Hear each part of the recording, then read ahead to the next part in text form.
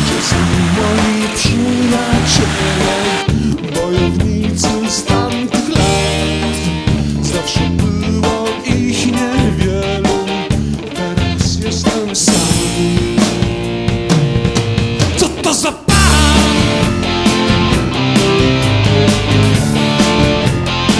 W tych kulturalnych okularach, jak się starał mnie siedzieć i wysławiać.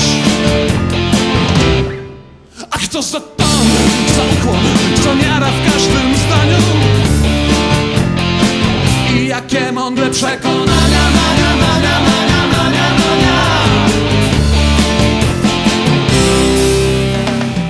Gdzie są moi przyjaciele, bojownicy z tamtych lat? Zawsze było